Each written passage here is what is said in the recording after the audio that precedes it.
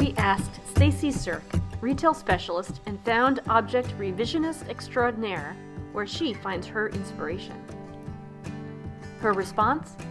Finding great products and providing great retail excitement needs inspiration. For Stacy, in working on both, she visits gardens, historic homes, museum exhibitions, new restaurants, and hotels, in addition to keeping an eye on other retailers.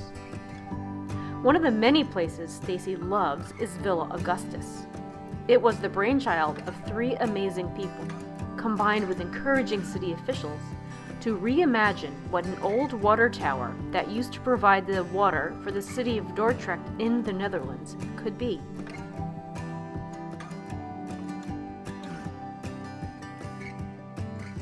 Now it is a hotel, a restaurant, both indoors and a terrace restaurant, an event space, a shop, a bakery, and a greengrocer, all in one. The building had been derelict for years, and the 3 friends, who had worked together to reinvigorate an old hotel in Rotterdam, have done an amazing job of repurposing the entire site.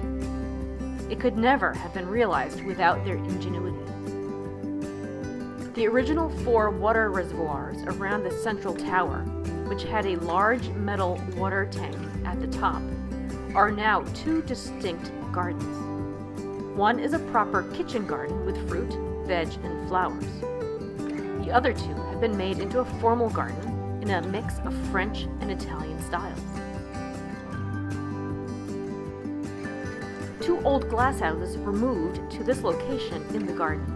One primarily used for tomatoes, the other is a mix of seasonal produce, all grown for use in the restaurant.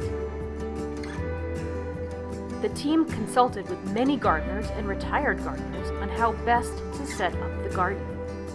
Here, a row of espaliered trees with upright branches, the espaliered apple trees are set at an angle. A retired fruit tree specialist offered his expertise to the team, as did many people who simply passed by and shared their knowledge.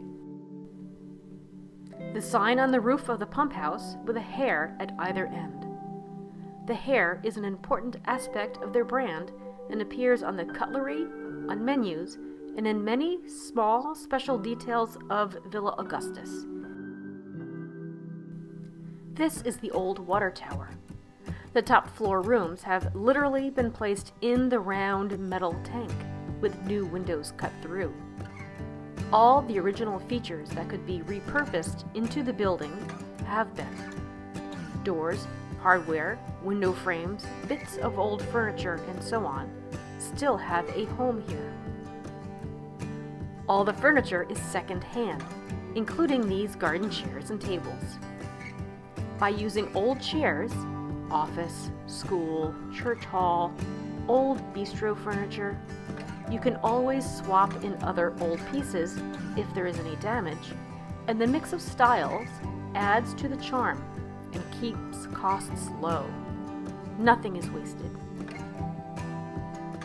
The long, elegant, ornamental pond with a single fountain.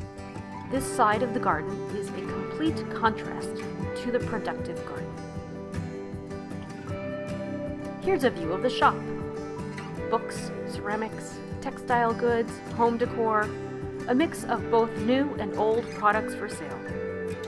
All the products are supported by the style of the hotel and restaurant.